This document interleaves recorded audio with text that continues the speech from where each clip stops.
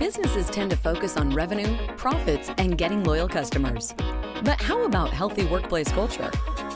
You're listening to How I Turned the Corner, where Kendra Prospero leads eye-opening conversations that most business leaders avoid. The right way to address employee challenges. Listen to real-life stories of workplace struggles, giving you valuable advice on what must be done to make every employee truly satisfied and fulfilled in their job. This is for leaders who want to create great company cultures and for employees who want to do something to put an end to suffering at work in the most practical ways possible. Here's your host, Kendra. I think you'd be hard-pressed to find a CEO or leader that doesn't say that they want to grow their leaders. We all want that. It's easy to say a statement like that, but it's a lot harder to do. It's like getting in shape or eating healthy. I mean, we know we need to do it, but do we actually do it? And how do we do it? And then how do we sustain it?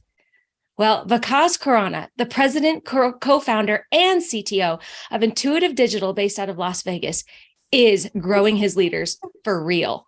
He's our guest today and walking the talk around leadership development. He's the kind of leader that sees that his job is to grow people, to help his company and help his employees. When you've turned the corner and done this well, your employees will eventually leave and go on to bigger and better jobs because you helped them get there. And that's a good thing. He has incredible stories about people that he's grown and that he's still in community with, even though they don't even work for him anymore. Vikas Khorana, welcome to How I Turned the Corner. Thank you. Thank you for the invite. And I think we share mutual stories and we share mutual aspirations in terms of growing leaders. And I'm very happy to be here.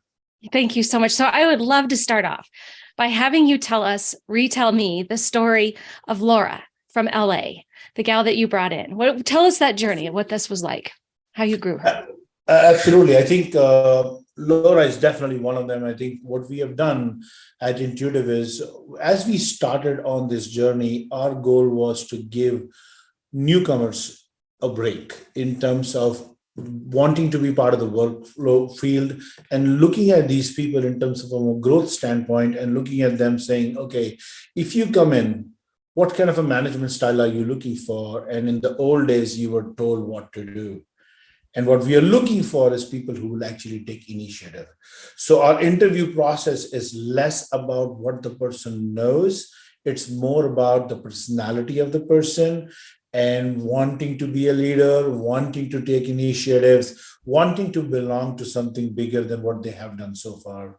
And Laura is the kind of person, that's what she was looking for. I think never worked in any other job. Straight out of college, we brought her in as an intern kind of a position, and she took it on herself to start learning things. And we're in the media industry, so part of our job profile is we do a lot of media buying for clients. And she got interested in that and basically came forward and said, "Hey, you know what? Not only I want to just learn, I want to do a class. I found this program at UCLA that, hey, it's a 2-month program that allows me to learn about media buying." We paid for her to go attend that class. And she came after that class. She's actually been more productive. She's happy for herself. I always talk about a few other things that relate to Laura. One is work-life balance. Goal is to work smarter, not harder. It's not trying to burn midnight oil. It's more about, hey, we have 8 hours. How do we effectively use it? And those 8 hours don't need to be continuous. If you have something personal, do it. Because that's where Laura's journey was. Laura's journey was more about wanting to own something, and we made her the owner of that task. And she's taken that task not just to the finish line, but even above and beyond. And the way she's growing, I can tell you, in 2-3 years, when she's ready to fly from Ntooitive, I think she'll find herself in a massive situation where she can go knock on any door and every door will welcome her. Yes, for sure. And I just love that you have that perspective. I don't know, so many leaders think that people are going to stay with them forever. And they're not. I'd so much rather grow somebody and have them move on to a bigger and better job than to hang on to them forever and ever to the point where they're burning out or they're bored or their work is just not the kind of work they want to do anymore. That's not a good employee either. So it's such a better perspective that you take to actually grow folks and expect that they're going to move on. Absolutely. And I think there is things are related in that way, is that when these people grow and move on and they have learned something from you, in the back of their mind, they know what we represent. So it's free marketing for us, because they basically have moved on to other places. And when they go to other places, they contact us and say, oh, we still want to remain in touch. We want to do business together. So it actually becomes an amazing referral program too. It's not a negative that the employee left you and you worked on them, taught them. I think that mentality has to change. Mm-hmm. Yeah, and we've experienced that with my business as well, where we've had employees leave, move on to bigger and better jobs, and then they hire us to come in and do their training or come in to still help them with projects. And I just love that. I think it communicates so much. It means that they cared for you and they think they like what you're doing. They like you as a leader, and they appreciate what you did for them. So I think it's just one of those proof points that you've done a good job building somebody. I think we have stories like Laura, and Laura is one of the latest stories, I would say, in 22 post pandemic, but even pre-pandemic, are one of our greatest CMs came to us from the manufacturing industry, and he'd never touched a computer from a standpoint of operating his life. One person who knocked on our doors was a person who was doing pesticide spray, but had the education but never got the opportunity. And we laid out the opportunity, and I can tell you that person took off, was project manager for some large companies, and after spending 3 years with us. And that's what we can hope for. The growth is the biggest job satisfaction, I think, that we get out of it. And I can tell you that growth has now transpired into something very different. We started in 21. Definitely want to talk about it for a few seconds. We have now engaged ourselves with high schools. Wow. So we're no longer working with just colleges, University of Las Vegas and UCLA, and we have now engaged with a local school as well, in which we are looking at seniors. So we had a program last year, which we took an intern from a high school, and this year also we got an intern from high school. That for them, it's a whole different world. The way they have 6 months of shaping them in a professional environment has changed their outlook on how they dress, how they talk, what professionalism they bring. And one of them, I'm happy to report, is now studying in ASU and still an intern with us, because he's like, I don't want to leave this environment.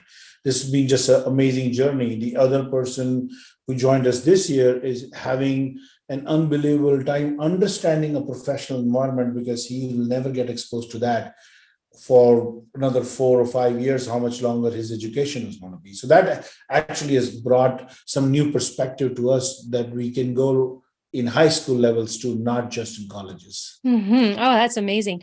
We have some programs here in my area they're called P-Tech schools. And it's where a company like yours possibly sponsors a program that's also delivered through the community colleges.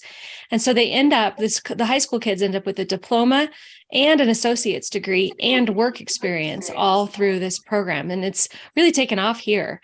So that's amazing. I'd love to get you in touch with some of the folks here that have done that, because that's kind of a unique model. No, and that I think that is giving me more fulfillment from two angles. One, definitely, I have 2 young kids. I have one in middle school and one in elementary. So eventually they're going to reach this place in a few years. Setting this program up, I'm walking them through as well, saying, hey guys, look, this is what it is. And it's changing their outlook, their friends' outlook, as we talk about this program in the community more and more. It's all about niche communities, making sure these words get out, because exposure is one thing people don't have. And when they go into a traditional work environment and they're subjected to a traditional job interviews, traditional things, I think in 2022, we cannot talk about that way of doing business. You said it rightly when you opened, in terms of people are no longer, I would say, slaves of employers. They need to have ownership and stake in those areas of where they work. I think you will see a better response from employees if they own something versus them being told what to do. And that, I think, is our intuitive culture. And I think we would never give that up. There is one thing to be said about bigger companies, and I think we should say that out loud. I always say to some of the employees that we deal with, hey, Intuitive is a startup. We're 52 people strong, but it's still a startup, right? Very 7.5 years, very startup mentality. So for us, every employee is a name.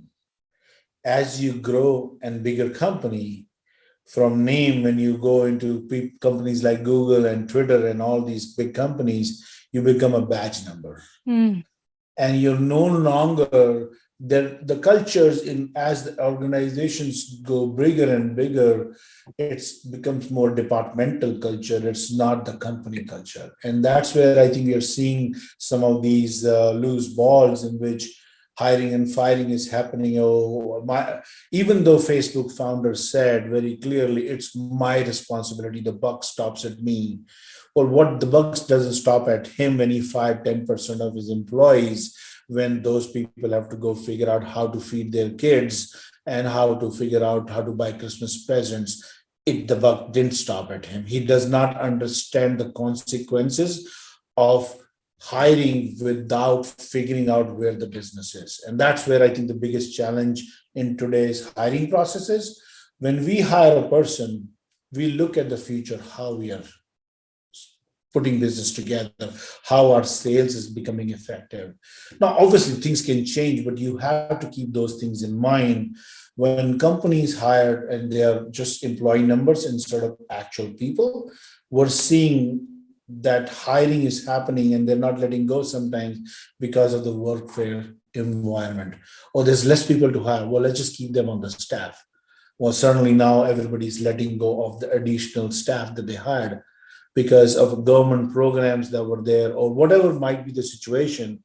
These people did not resize the business at the right time, and instead of our shedding bulk of people. And that not only affects the communities around them, but that affects people who are graduating next year. So the consequences of somebody coming on a video chat with his employees saying, oh, the buck stops at me, I'm responsible, does not understand the consequences that they're causing, not only in the local community, but college students who are passing out, who are looking for opportunities the following year and the years to come from that. So we need to consider all of those things together when we are hiring people.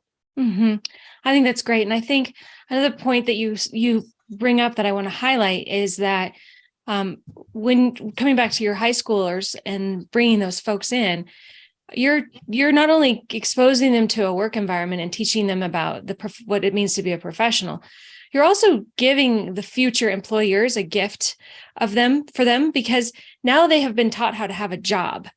And also, though, with the point you just made, you've also set a whole new expectation. And I really commend you for that, because you've now set an environment where they had this great environment with you. And then if they do move on to another organization that's bigger and they're more a badge number as opposed to a person, they're going to always reflect back on this time that you gave them and want that and demand that. So, keep pushing for that, even if they move into those bigger companies, because I think it will eventually drag through the big companies too. I hope, at least. Absolutely. And I think it will. And I think what we also see is the newer generation, and even I think we never gave a chance to the older generation, but you will see recognition is everything. People thrive on recognition. Recognition for everybody is different. So, but the word is recognition. So somebody likes to be bought a gift of a lunch. Somebody likes to be recognized with money. Somebody would recognize just on giving them kudos in front of the entire staff. I think what these people are also learning is that there is motivation available. It's not a constant sorrow. It's not a constant downward angle. Oh, you didn't do this.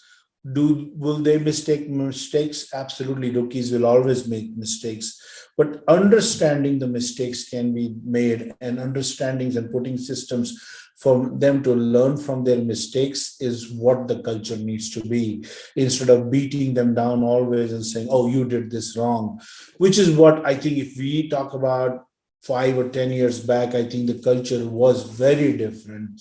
And we still hear from organizations that the culture is very cutthroat, very different. And I think giving them this environment hopefully will create the future for other employees not to do that. Mm-hmm. You mentioned when we talked before about having a very flexible culture. Can you talk a little bit more about that and how that's supported some of your younger, especially your younger employees and maybe even your older employees? Oh, absolutely. And I think it works even for the older employees.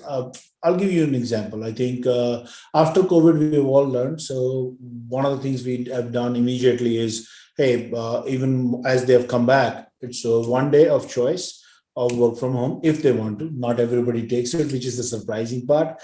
Some people just like the camaraderie of just getting together. So a lot of these people are coming together even on the days they want to take off. But now they have the flexibility. Somebody has to take their kids to a doctor's appointment. You got a plumber coming in for doing some work at your home, whatever that might be.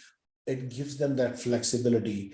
The other thing that we always believed in, one thing which was very real, is if you are asking for time off and we say no, the corresponding answer is your mind is not at job. Your mind is where you were supposed to be at that time. So my productivity level has already gone down. Now, I'm not trying to tell leaders that, oh my God, this is just, you should wash it off and go and let everybody be off all the time. There's deadlines. There is things that need to be achieved. They're clearly communicated. And as long as employees are able to commit and make those things happen, I don't think we should have any issues being flexible enough to give them those times that they think they need to be with their family, friends, or whatever profile of job that they need to do. Because I think that creates a culture in which they think they can trust somebody, and they can rely on somebody when time is needed for them to be off. Mm-hmm. But make sure you also communicate deadlines, and make sure you also communicate the needs of the business clearly. And that's why I talk about being owners, because if they are owners, they know what needs to get done. You'll be surprised. They'll work on a Saturday and a Sunday because they needed to go somewhere on a Monday. And the productivity level is actually higher instead of being lower. Mm-hmm. That's been my experience too. Yeah, we have a very, very flexible environment at my business.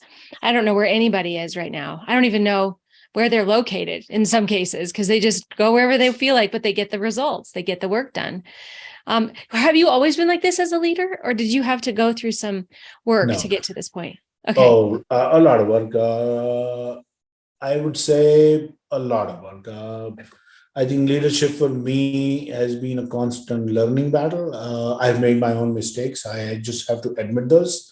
I came from the traditional media background, so you got to understand, I was in the middle of the downturn of the newspaper industry and had to go through a lot of different ways to do cut jobs, maybe that's the right way to put it, or figure out ways to do things slightly more efficiently. And the leadership style that is required for some of those areas was different, which is what made me realize over the years. And my style has changed. And the reason it has changed is because of that I went through some of those things, understanding what it means to be a leader, understanding. So yeah, there is a massive amount of transformation. Nowhere formal fashion I can say I was like this on day one. But yeah, looking at people, understanding them definitely has made a big impact on how I look at things now versus, I would say, 10, 20 years ago. Uh-huh. That's great. So what were some of the things that you did to help kind of transform yourself? Was it books? Did you get a coach? What did you do? So I think it was multiple things. I would say basically trying to figure out a mentor who I can talk to in terms of this. So selected industry level mentors in terms of being able to approach them and see how they would have solved these problems, and how I was looking at them definitely made a big impact.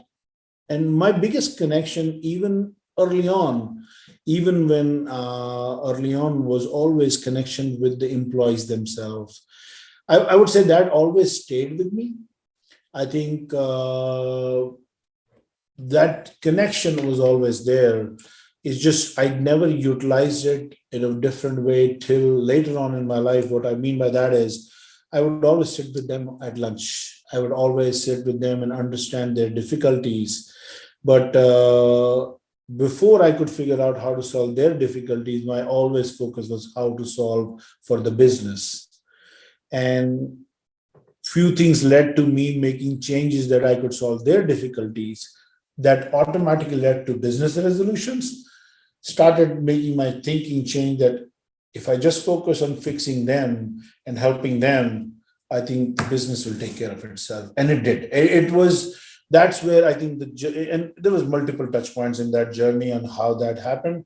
But that's how I saw the changes happen for me. Huh, that's beautiful. So you would get together with them and listen to what they need, what their problems were, and help them solve it. And they probably built a lot of loyalty too.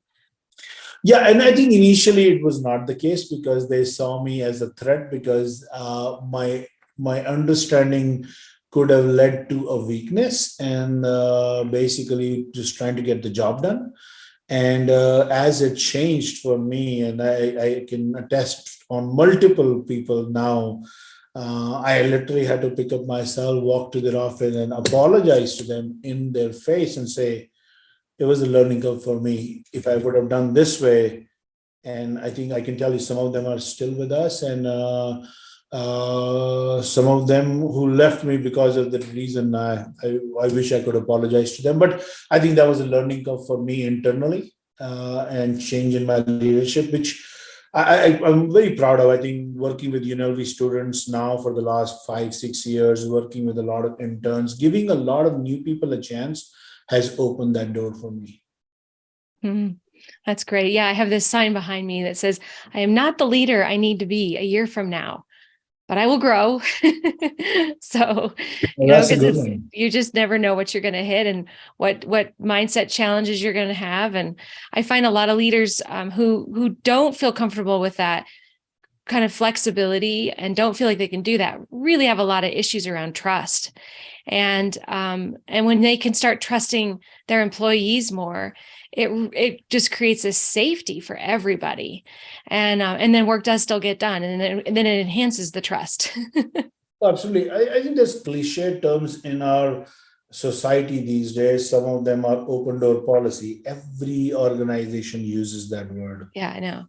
What does it really mean? Well, it really means that you and me are having an interview on a podcast, and my door is open right now. The door has never closed. I could be discussing company financials, and if somebody wants to walk in, they can walk in. It is what it is. And I think in truly sense, what does the open door policy mean? What does it mean to be open, honest, and direct? Sometimes people hear me talk about something negative. They're like, you need to close the door. I'm like, no. What I'm saying, I would say it in front of that person. I would say it behind that person. That is the reality, what I'm discussing. And if that person wants to see it on the table, they're welcome as well. Because what we are discussing is how to solve that problem. We're always not negatively discussing how to take somebody out of picture. What we are discussing is how to solve that problem and how do we look at the future. That's great. Well, so is there any final things you'd like to share with our listeners about this journey you've been on and how you're designing things differently? I think one of the big things I would say from an intuitive standpoint, I think, and even for anything that most likely I'll do in the future, for me, making sure we can create a work-life balance, in my opinion, is number one, not just to make a statement out of it, but actually create an environment in which stress is something that we don't bring into picture. And the way that is done is by clearly communicating expectations to the employees as well as to clients. Because what happens is when you overcommit to clients, you will put pressure on your employees to over deliver, and that's where stresses will come into picture. So creating an environment in which clear expectations are communicated and give recognition where it is deserved all the time, every day. So we have calls that we do, for example, like we have all hands calls every week. And the call is just to give kudos and thanks to people within teams who worked and interoperated. Initially, it was hard. People would not speak, and it was us giving kudos to people. But once people started interacting, I think we clearly see so many kudos coming out that sometimes we have to say, okay, it's a 1 hour call. Guys, you all did amazing. Great job. But that, I would say, is something that other companies, if they follow, I think will be very, very successful. Oh, that's great. I love that. We have that same thing. Our first kind of half hour of our team meeting every week is just shout outs, and they just keep getting longer and longer, but it's the most beautiful thing to watch. So I have a very hard time saying, okay, and moving on now to the agenda items. No, and we weekly call is only for kudos and shout outs. We do once a month employee call in which talk about actual specific agendas. So it's birthdays, it's shout outs, and you'll be surprised.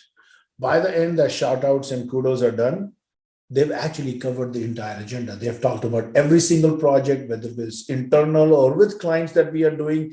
They don't understand, but they are giving updates without giving updates. That's a great way to switch that. I like that a lot. Well, I think on that note, I think we should end the interview there. That's just a great way to end it. So, Vikas, thank you so much for your time today and sharing your insight.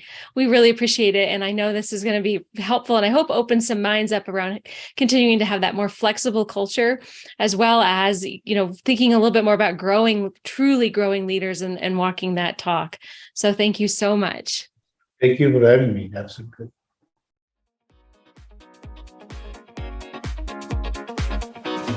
Thank you for joining this exciting episode. We hope this discussion brings you closer to a better, healthier, and more rewarding workplace everyone deserves to be a part of. If you want more content like this, be sure to subscribe to the podcast at turningthecornerllc.com/podcast. Don't forget to share this with your friends in the corporate world. And together, let's make this space a hub of growth and job satisfaction. If everyone loves where they are, they can always give their best without regrets. That's all for now. See you on the next one.